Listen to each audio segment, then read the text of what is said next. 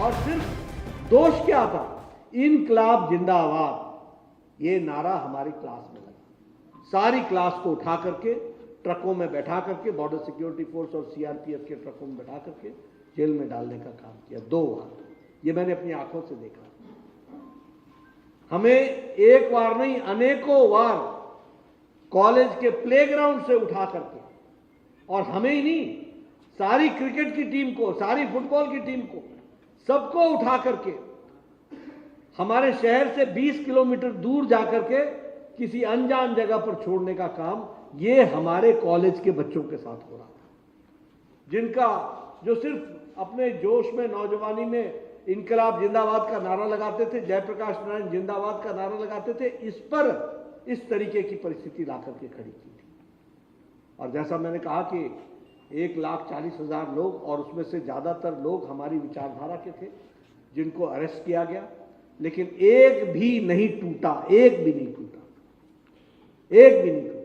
हर दिन सत्याग्रह हो रहे थे, हर दिन सत्याग्रह हो रहे थे। और आप सबको मालूम है कि इस इमरजेंसी को हम लोगों ने पूरे 19 महीने झेला, और उसके बाद फिर चुनाव हुआ, और चुनाव के,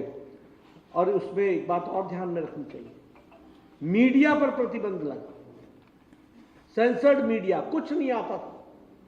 हमें याद है, हम कॉलेज के दिनों में जो पर्चियां छपती थी वो रात को हॉस्टल में डिस्ट्रीब्यूट करते, बताते थे कि देश की स्थिति क्या है, कहां क्या चल रहा है, किस तरीके से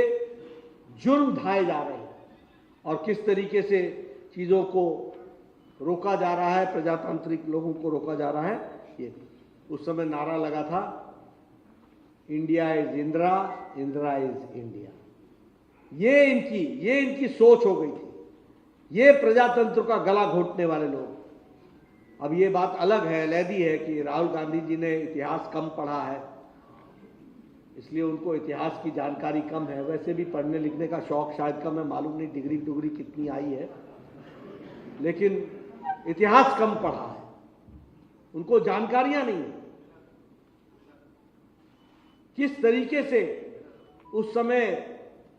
प्रजातंत्र के गले को घोटने के लिए जो प्रयास हुआ था, और किस तरीके के उस समय डायलॉग हुए थे, किस तरीके के उस समय शब्द बोले गए थे। और हम सबको मालूम है कि फिर 1977 में उसके बाद जिस तरीके से आंतरिक लोकतंत्र बहाल हुआ और तानाशाही वाली सरकार गई, ये सब हम लोगों के सामने आंखों